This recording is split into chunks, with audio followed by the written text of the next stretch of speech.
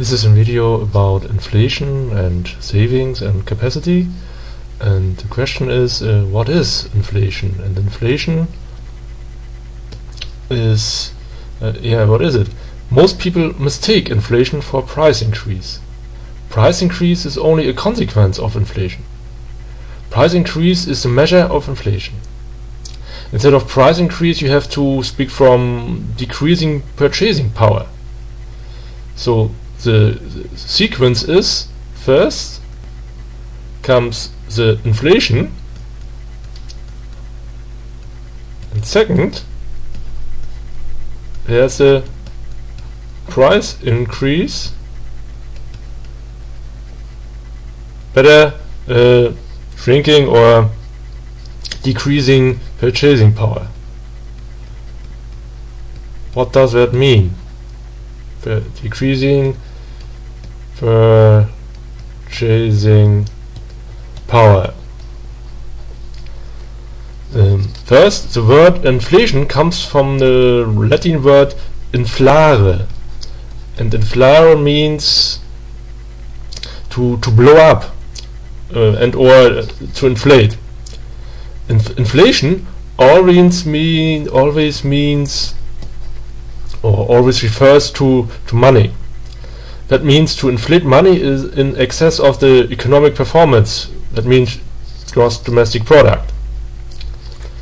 The consequence of such an increase is the unbalance of supply and demand. The supply is faced with excessive requirements.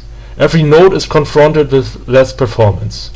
For every performance, you have to give more nodes. Referred to the performance, the purchasing power decreases. Referred to the money, inflation increases. Here we have to say what money means, and money means, you see I have a little bit prepared here, money means is money supply, and that is equal to volume of money.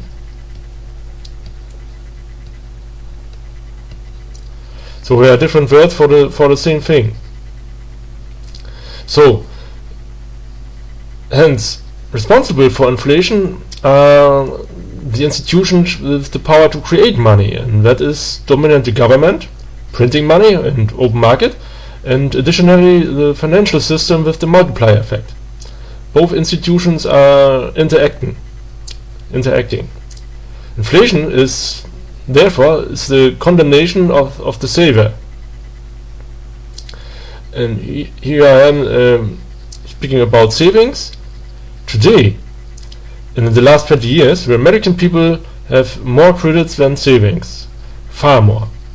Because of that, the American people need the savings from other people from abroad. That means to finance the consumption, the way of life of the American people need the savings from other countries, Europe and more China. That leads to the exhaustion of the savings of the world and more dependence from other countries. And finally, the capacity. If the amount of money is constant, and the price, and then there is a price increase of products, that only leads to a higher velocity of the money. Is the price too high, the consumption will stop and the velocity of money will decrease. Firms, corporations are not allowed and not able to create money. If they increase prices, only the velocity of money will change. So as I said before, inflation only takes place if the government creates money and or the multiplier effect has this influence. So we have to see on the sequence, that is the most important point here. First comes the inflation, and then there comes the price increase. That's the very point. And it is often or mostly mistaken from almost every people in the world.